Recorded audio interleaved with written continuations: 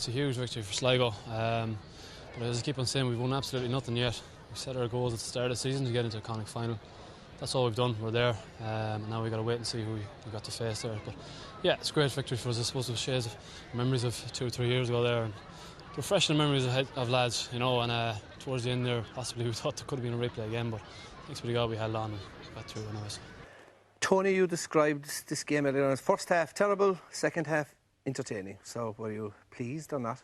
I think the result, Pat, has to be judged in the overall context of the championship in Connacht this year.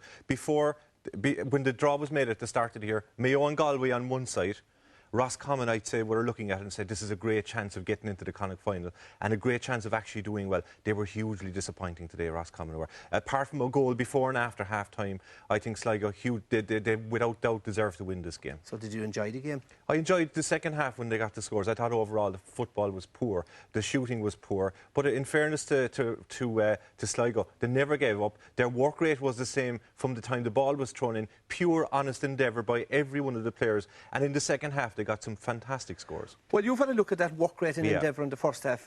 There was no end product to it, was there? Not in the first half. I suppose you can't, again, as I said, it was pure honest endeavour right through. They'd won every break, they were diving on the ball, they were blocking and chasing and harrying. Very like Ulster football, I suppose, the plan that Ulster football have, right? Here we have the ball again, and we have the two Davies here, chasing down, blocking.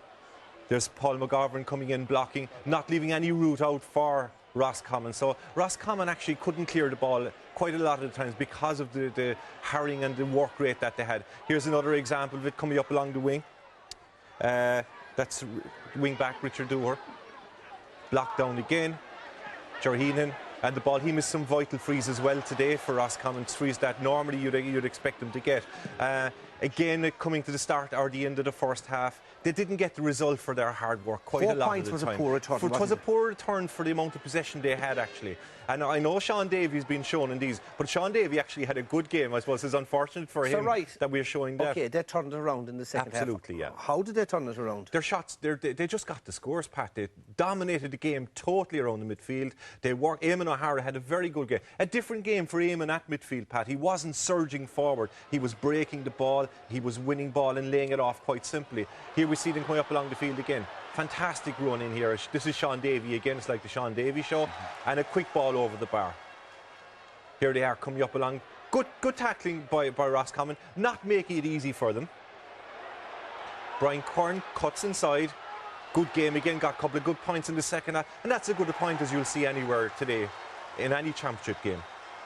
And I think this is the best point of the day. Scored by Mark Brenny. Vital score to put him 1 point up against 45 Roscommon. metres. Just outside the 45 with his left leg straight over the bar. And this is a massive victory for Sligo today. I think Roscommon were thinking, OK, we'll get over Sligo and we'll have a cut-off Galway in the final. But Sligo deserved it. Come here, Anthony. He had a little cut-off Northern tactics again about the defensive play of Sligo in the first half. I'm not hurt or anything by that. Pat, I'm just getting the stage. I'm just ignoring such utterings in future here. Come here, Roscommon were in the Algarve training. It didn't really do them a whole pile of good, did it? No, it didn't. And to think that I was in Thurles today and left a 5-15 to a 3-19 score to come up and watch the tape of Sligo and Roscommon. Very, very poor game. Roscommon, you know, they didn't seem really to have any sort of style of play or system. You know, it was very, very terribly inept performance, and they'd be most disappointed. I'm sure they spent that time in Algarve very, very well, and I'm sure they trained very hard, and I'm sure they worked on things, but just today they just didn't seem to have Sligo are in the top 12 teams in the country now.